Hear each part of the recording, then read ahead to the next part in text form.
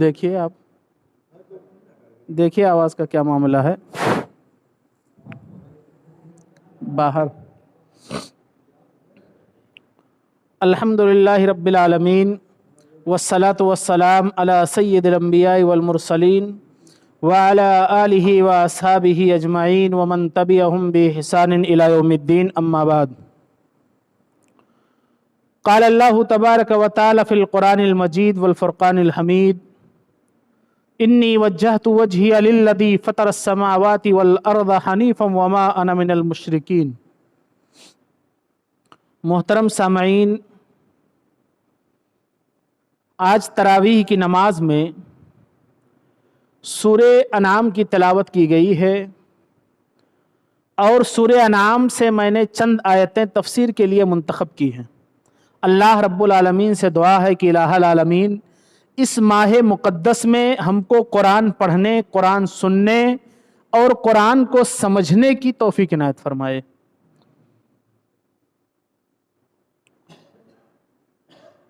سورہ انعام یہ مکی صورت ہے. اس کے اندر 6 آیتیں ایسی ہیں جو مدنی ہیں، باقی مکمل صورت کا نزول مکہ میں ہوا جب اللہ کے رسول صلی اللہ علیہ وسلم ہجرت سے پہلے مکہ کے اندر تھے. صحیح حدیثوں سے یہ ہے کہ سورہ انعام جب نازل ہوئی تو یہ 70,000 فرشتے اس کے ارد گرد تھے. یعنی اس سورت کا یہ مقام اور مرتبہ ہے کہ یہ سورت فرشتوں کی نگرانی میں، ویسے حضرت جبریل کا معاملہ یہ ہے کہ حضرت جبریل علیہ السلام بذات خود بہت امین ہیں، قرآن نے ان کو روح الامین کہا ہے، لیکن ان کے ساتھ ہی 70,000 فرشتے تھے. یہ اس سورت کی منزلت، مقام اور مرتبہ کو بتلاتی ہے یہ چیز.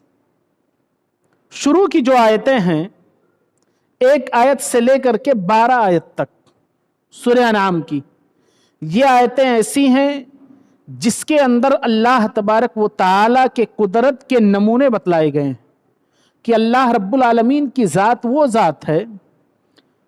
یہ دیکھنے والوں اور سننے والوں کا جہاں تک معاملہ ہے، اکثر دیہات کے لوگ ہیں، اس بات کو بخوبی سمجھ سکتے ہیں. اللہ رب العالمین کی قدرت کے مناظر اگر ہم دیکھنا چاہیں تو بہت ہلکی چیزوں میں رب کی بہت بڑی کاریگری ہوتی ہے. مثال کے طور پر یہ موسم چل رہا ہے، دلہن جو فصلیں ہیں، ربی کی جو فصلیں ہیں، لاہی ہے، مسور ہے، گیہوں ہے، اس کے کٹنے کا وقت قریب ہے. لاہی اور مسور تقریباً کٹ رہے ہیں. جو فصل پک جاتے ہیں کھیت کے اندر اور وہ کسی ناحیے سے کھیت میں گر جاتے ہیں، ان کے گرنے کے بعد 4 مہینہ وہ یکدم کڑی دھوپ میں رہتے ہیں. اس کے بعد 4 مہینہ بارش کے اندر اسے روندا جاتا ہے اور وہ پھل ضائع نہیں ہوتے ہیں، وہ ایک بھی بیج ضائع نہیں ہوتی ہے.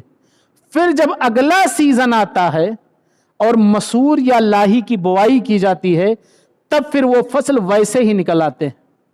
آپ لوگوں نے مشاہدہ کیا ہوگا، دیکھا ہوگا کھیتوں میں. یہ اللہ رب العالمین کی بہت بڑی کاریگری ہے، اللہ رب العالمین کی بہت بڑی قدرت ہے کہ انسان بیج ڈالتا ہے اور کھیت میں وہ بیج مکمل نہیں نکلتا ہے، لیکن جو گر جاتے ہیں یا جھڑ جاتے ہیں وہ خود سے نکل آتے ہیں. ان کی پرورش، ایک شاعر کہتا ہے کہ پالتا ہے بیج کو مٹی کی تاریکی میں کون. اللہ رب العالمین ہی کی ذات وہ ذات ہے جو بیج کو مٹی کے اندر یا مٹی کی تاریکی سے نکال کر کے اللہ رب العالمین ایک دانے سے 100 دانہ پیدا کرتا ہے. تو سورہ انعام کی جو شروع کی آیتیں ہیں اس کے اندر اللہ رب العالمین کے قدرت کے نمونے بتلائے گئے ہیں. دوسری چیز یہ کہا گیا ہے کہ سب سے بڑا ظالم کون ہے. اب جو شخص، اللہ رب العالمین نے دنیا میں ہر کسی کو عقل سلیم عطا کیا ہے، ہر شخص سمجھتا ہے، جانتا ہے हर शख्स ये समझ रहा है कि हमको रोजी देने वाला अल्लाह रब्बुल आलमीन है, और उसके बाद अल्लाह रब्बुल आलमीन की चौखट छोड़कर किसी और के दर पर जाकर के सवाल करता है। तो कहा गया कि वमन अज़लमु मिम्मन ज़ुक्किरा बिआयाति रब्बी, उस शख्स से बड़ा जालिम कौन होगा जो अल्लाह रब्बुल आलमीन की याद से गाफिल है या लोगों को रोक रहा है। सबसे बड़ा जालिम अल्लाह रब्बुल आलमीन का मुनकिर, चाहे वो कौल से अपने करे चाहे वो अपने फेल से करे। कुछ लोग हैं जो कहते हैं कि अल्लाह रब्बुल आलमीन नहीं है या अल्लाह रब्बुल आलमीन का कोई किरदार नहीं है, और कुछ लोग अपने अमल से साबित करते हैं। पैदा करने वाला अल्लाह रब्बुल आलमीन, रोजी देने वाला अल्लाह रब्बुल आलमीन, पालनहार अल्लाह रब्बुल आलमीन, तमाम किस्म की अशिया इंसान को मौजूद करने वाला अल्लाह रब्बुल आलमीन की ज़ात है, लेकिन इंसान रब को छोड़ करके दूसरों को पुकारता है। तो कहा सबसे बड़ा जालिम कौन है? जो अल्लाह रब्बुल आलमीन का मुनकिर है।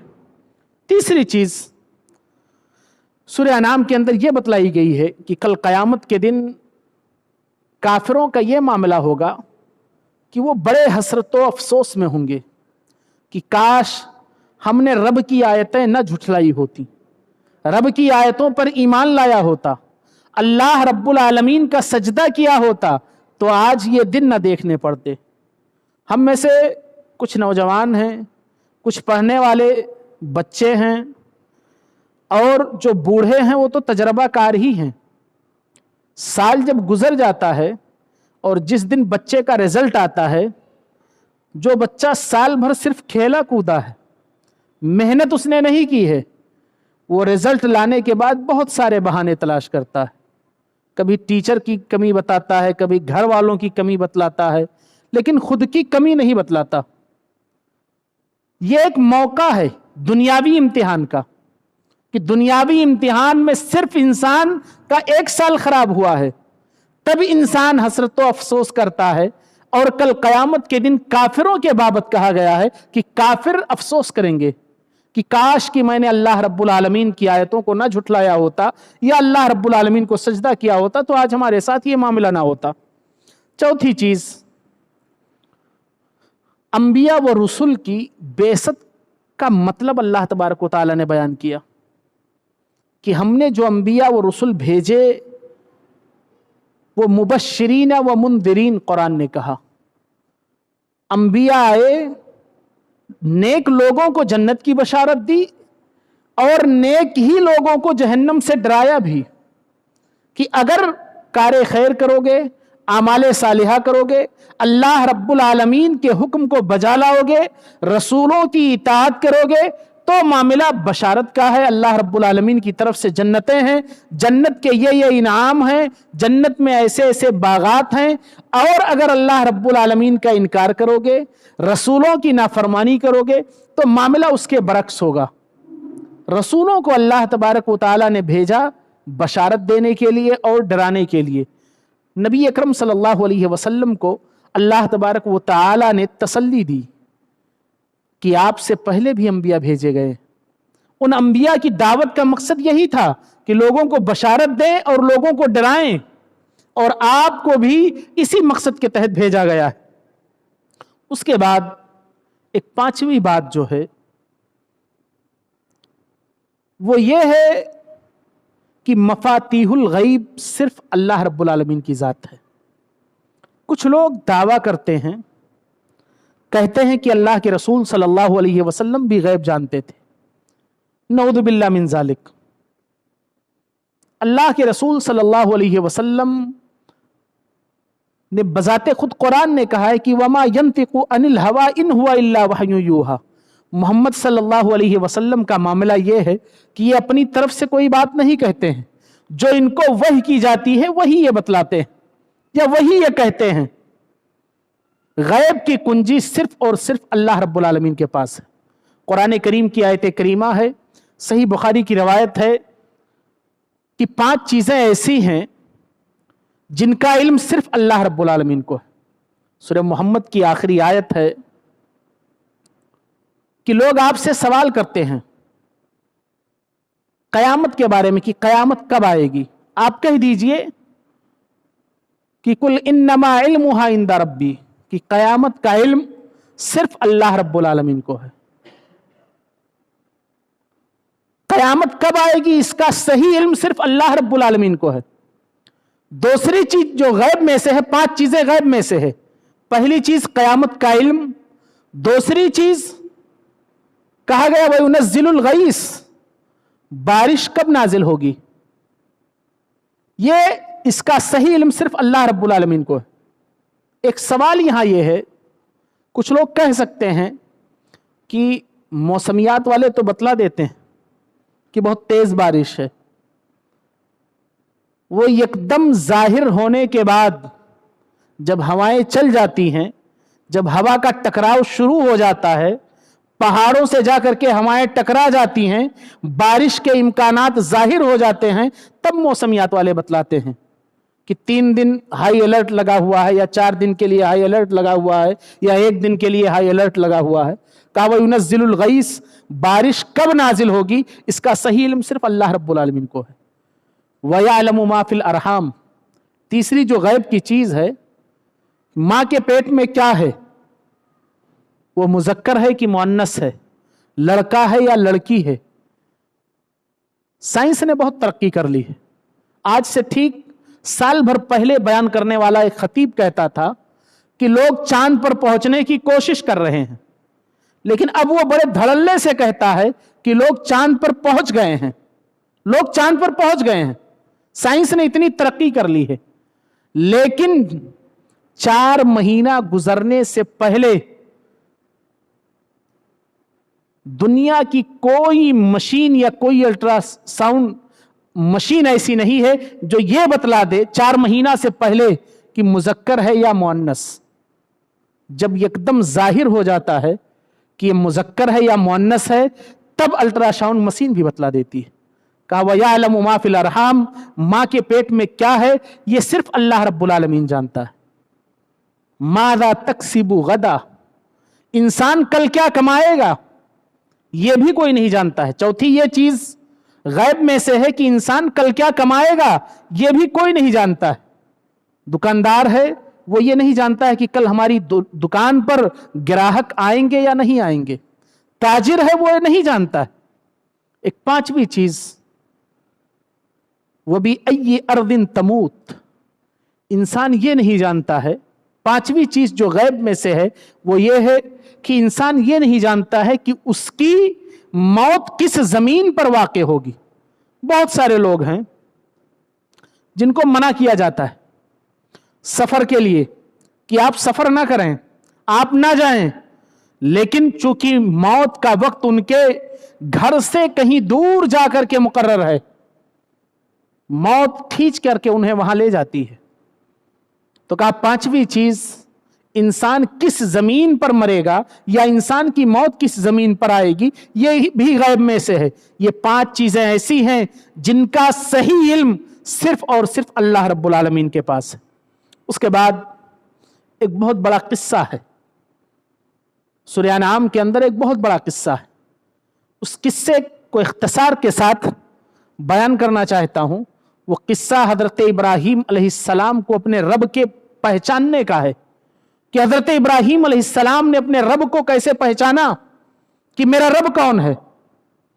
जिस कौम में पले बढ़े उस कौम का मामला यह था कि पूरी कौम शिर्क में डूबी हुई थी, शिर्क में पूरी कौम डूबी हुई थी।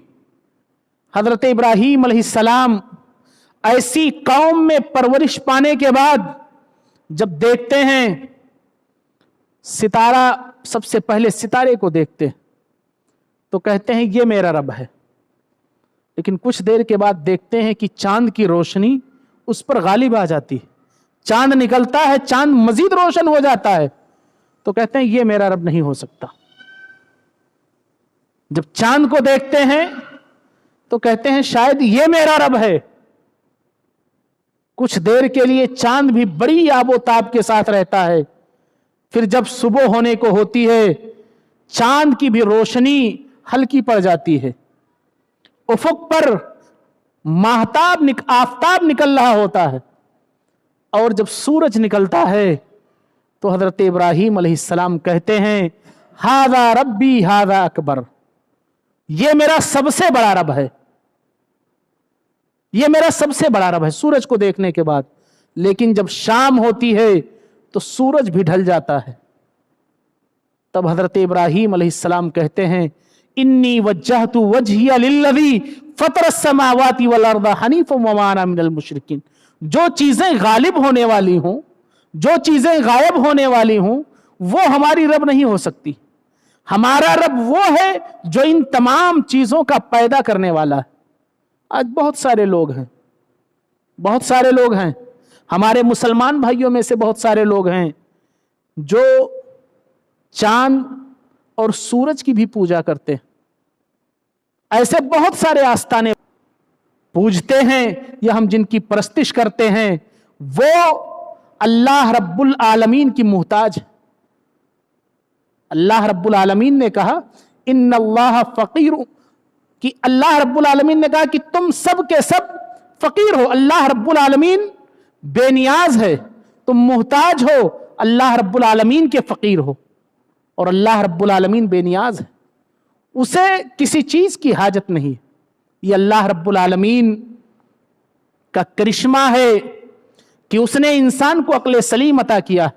इंसान को समझना चाहिए कि जब हमारा पैदा करने वाला अल्लाह रब्बुल आलमीन है तो हम उसके दर को छोड़कर किसी और दर पर ना जाएं। उसके बाद अल्लाह रब्बुल आलमीन ने सूरह अनाम के अंदर एक तालीम और दी है कि फयसुब्बुल्लाह अदुव्वम, कि वला तसुब्बुल्लज़ीना मिन दूनिल्लाह, कि जो लोग अल्लाह रब्बुल आलमीन के अलावा किसी और को पुकारते हैं उन्हें गाली ना दो। क्यों? अगर हम उन्हें गाली देंगे तो वो अल्लाह रब्बुल आलमीन को गाली देंगे।